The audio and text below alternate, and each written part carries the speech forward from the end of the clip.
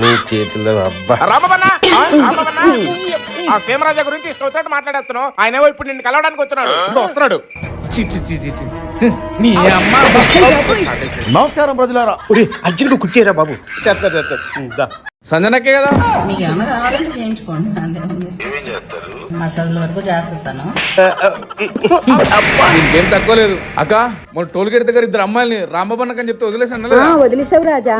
వీళ్ళు మన సంజనా పక్కన రాంబాబు కోసమో గెట్ అవుట్. ఇప్పుడు అదెందుకు?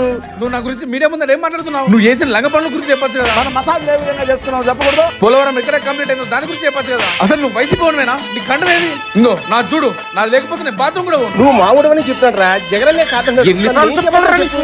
అబ్బా ఏంటి అందుకని అలా చెప్తాను రా. 2039 అన్ని రావాలని ఎంత ఖర్చు పడుతున్నావు నీకేం తెలుసు? రాజా ఒరే సీరియస్ అమ్మకరా.